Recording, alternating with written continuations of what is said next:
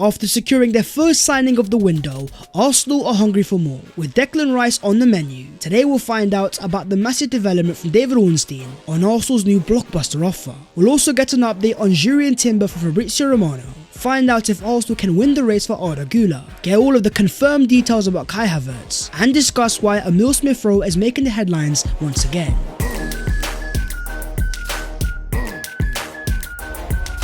Yo, what is going on guys? My name is Babs14, welcome back to your boys channel. I hope you guys are doing sensational. Things are going down in the transfer window, Arsenal are very active, and we have got a lot to break down. So as per, smash a like on the video if you enjoy, subscribe to the channel if you are new, and help your boy as we close into 200,000 subscribers. But starting off with Mikel Arteta's vision. Set to enter his fourth full season as Arsenal manager, the way that he has elevated the standard of the football club, revitalised the fan base, the atmosphere around the club. A lot of the top clubs around Europe have been watching. That's why you have Paris Saint-Germain. Despite the incoming appointment of Luis Enrique, in their search for a new manager, one of their first targets was Mikel Arteta. The Arsenal manager has spoken, and on the PSG proposal he says, "I can only say that I'm happy at Arsenal. I feel loved and also appreciated by the owners. I've got a lot of things to do for this club. I am very happy, but trust me, incredibly grateful for being the Arsenal manager." This is why so many Arsenal fans love Mikel Arteta. They see his passion towards the club. He could have easily stayed at Man City in 2018, but saw his former club in the wrong direction and decided it was time to make a change. In terms of the Arsenal budget, Mikel says, "We already made a refresh of the squad. We are now together with the owners to build a winning team that could be sustainable for the long term. We need important players, and we will attack the market to sign those who we need." Mikel is a fantastic speaker and a convincer, and what he's done so well is get the Arsenal owners on his side. From the moment he entered the club, they've backed him in terms of patience, given him time to find his way, and importantly have made the finances available for Arsenal to improve every single year. In terms of this market, Mikel has some clear targets. And when asked on the Declan Rice deal, he says, "Sorry, but I can't speak about players who are not at the club. I prefer not to comment." But in terms of Kai Havertz, he's talented, a versatile player, and only 24. Talent has a price. He's already shown a lot, including in the Champions League. The fact that he was so open about Kai Havertz basically confirms a transfer is done. After passing his Arsenal medical,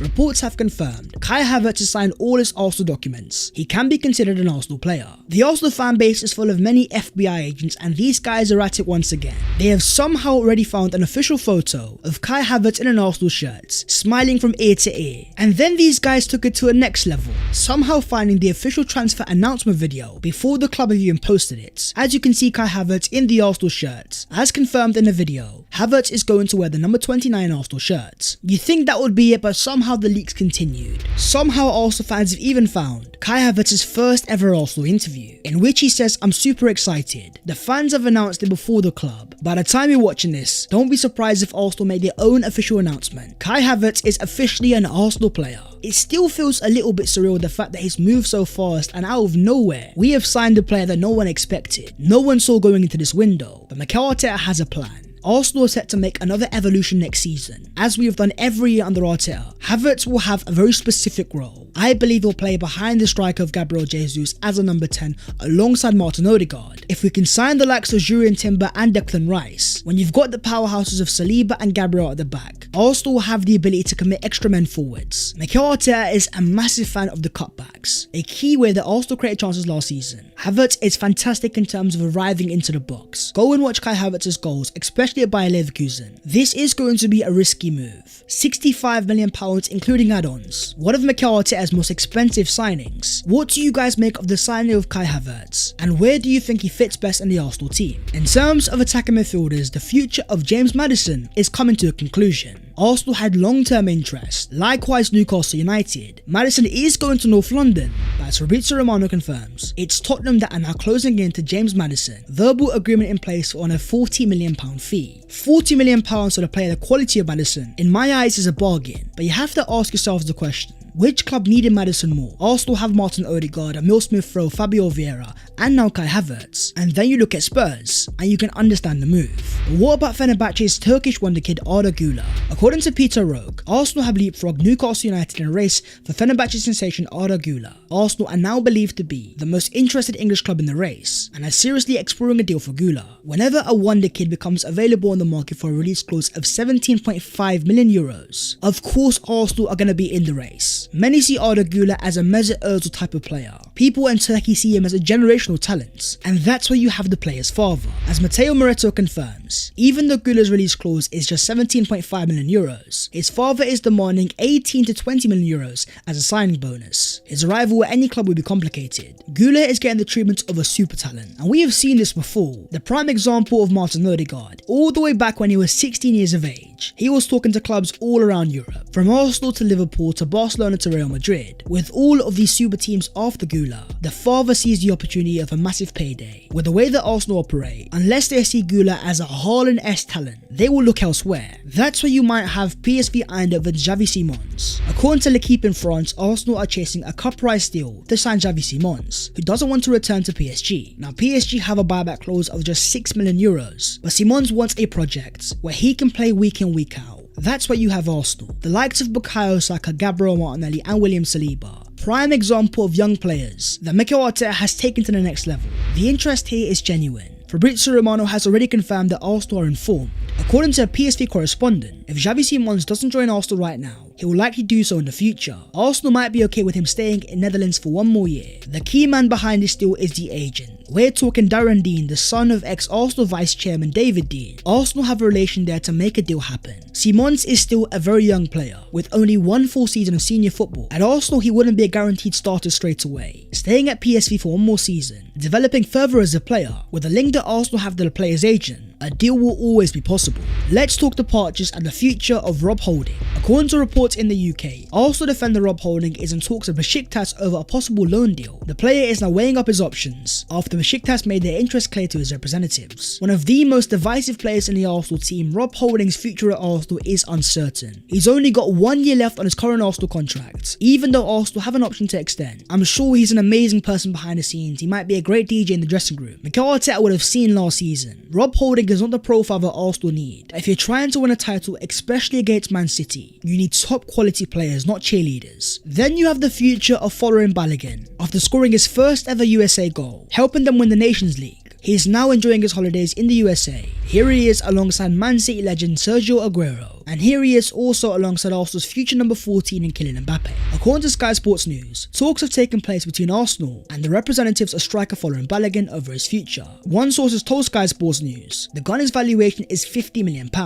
for a player who still has 2 years left on his contract. This is an area where Arsenal need to prove they've changed. How many times over the years have Arsenal lost their players for cut price deals? This time round things are different. Arsenal are now selling from a position of power. A future star in the making that Arsenal have no pressure of selling, who has just scored 20 plus league goals in a top 5 European league, locked down to a decent contract. Arsenal need to be stern here. If they're going to lose a player like Balogun, it's time to maximise his value. Moving on to Arsenal's midfield moves. Why don't we start off in Liga? According to L'Equipe, Arsenal and Newcastle United have joined West Ham in showing interest in AS Monaco midfielder Youssouf Fofana. 24 years of age, a full French international, he signed for Monaco back in 2020. He has enjoyed 3 full years of being a starter, excelling his way into the France World Cup squad. It goes to show his quality. A French team full of so many top players. Fofana is a fantastic ball progressor. As you can see in terms of his stats, he excels in terms of progressive passes, progressive carries and successful take-ons. Here's how he compares to Arsenal's main target Declan Rice. As you can see with Fofana in the pink, their passing numbers are somewhat similar, especially in terms of progressive passes. But what about Southampton's Romeo Lavia? In the past, reports have claimed that Arsenal have advanced in talks to sign the player. Fabrizio Romano says the intention at Arsenal is to focus on Declan Rice, to focus on closing the Kai Havertz deal, and then Jurrien Timber. So this is why the second midfielder is probably something that will come in the second step of the transfer window. Lavia is definitely going to move somewhere this summer. He's not staying at Southampton after the relegation. It seems like Arsenal here are very relaxed though. They have got a great relationship with the agents of the player, but Lavia is a man in demand.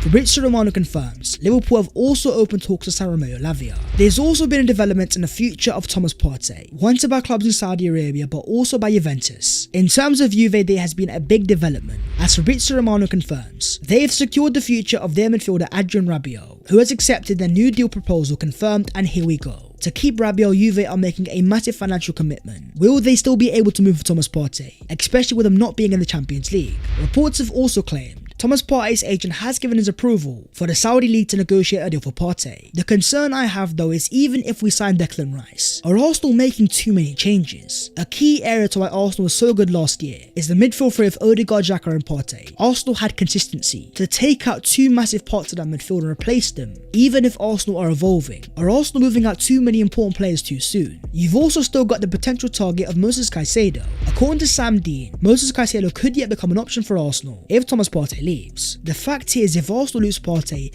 they're losing one of the best midfielders in the league. Arsenal might need a higher caliber of player, someone ready for the pressure of the first team. Moses Caicedo will still be on the list. The concern is though Chelsea are advancing in that deal. A reported fee of upwards of £80 million.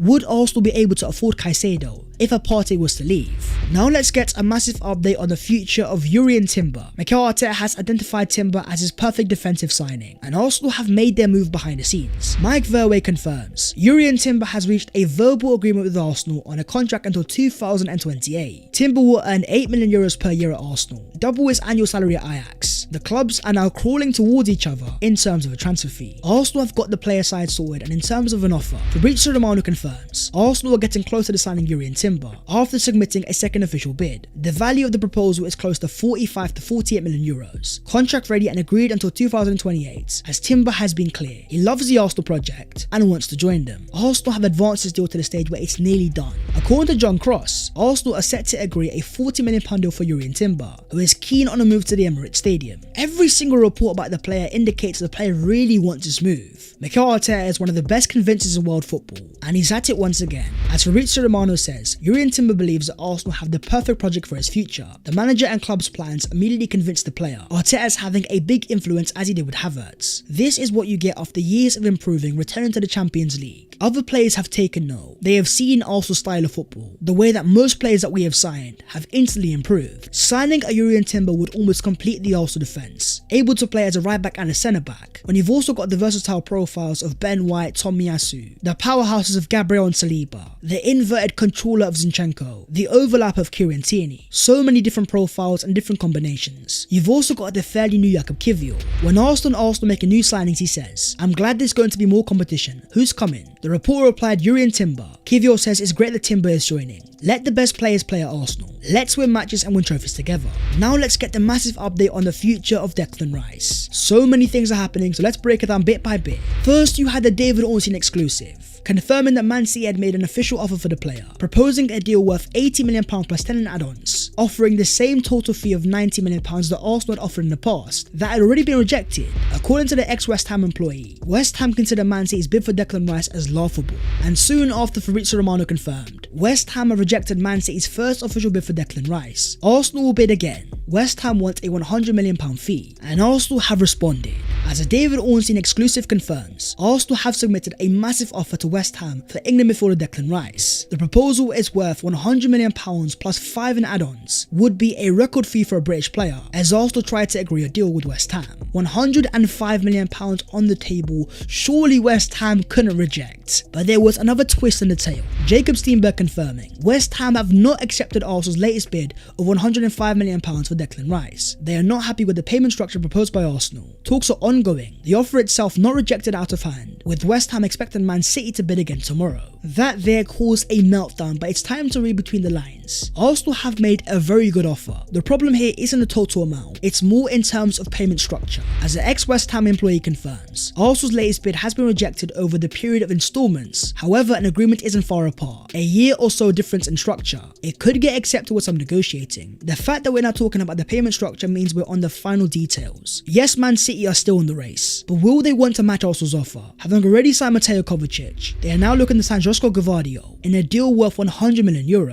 And what's very important is the player's personal desire. As Alex Crook reports, Arsenal has always been Declan Rice's preferred destination. That doesn't mean he's against the idea of joining Man City, it just means if both teams can agree a fee, Arsenal is his preference. Fabrizio Romano says, there are still things to discuss and clarify between Arsenal and West Ham over the payment terms and deal structure after the bid submitted for Declan Rice. But Arsenal are very confident now despite West Ham waiting for Man City, as they feel a small change to the £105 million bid bid can make it happen. This saga has been almost as draining as a title race. Anything is still possible, but the fact that Arsenal have met West Ham's overall asking price, and we're at the stage of payment structures, means that Arsenal are closer than ever. In the next 24 to 48 hours, I do expect a breaking announcement. Either Arsenal have agreed a fee and got a deal done, or they've walked away. What do you guys make of the £105 million offer? Do you think Rice is worth the money? Moving on to the other Arsenal news today. Let's start off with the future of Arsenal youngster Ethan Nwaneri, out of contract at the end of the season, yet to sign a scholarship. According to reports, Chelsea have tabled an offer for the Arsenal starlet Ethan Nwaneri. He hasn't made a firm decision on his future,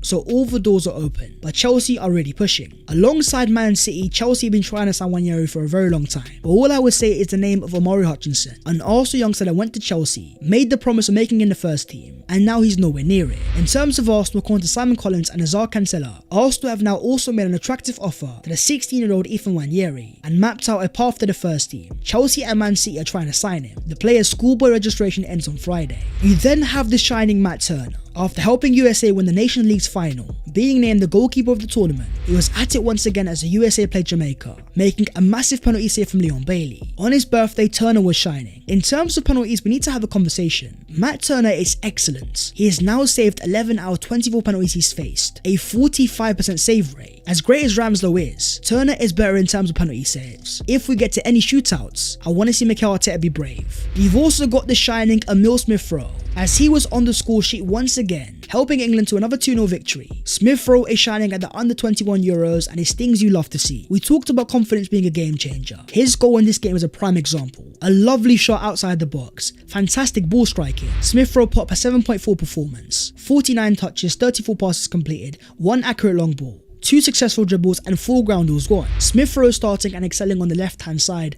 I do wonder next season, what is Mikel Arteta's plan for Smith-Rowe? Where does he fit into the midfield three? Smith-Rowe says after the game, my main focus is getting into the Arsenal team, but first we want to win this tournament. That is the video there and there, so hopefully you guys have enjoyed. If you have, don't forget to smash a like and also subscribe to the channel if you are new. If you want to follow your boy on all of his social medias, then the links are down below in the description. But that was the latest episode of the Transfers FC. Welcome to Arsenal Kai Havertz. Timber is getting closer and Declan Rice nearing a conclusion. My friends, stay tuned as things are getting interesting, and I'll see you next time. Take care in a bit.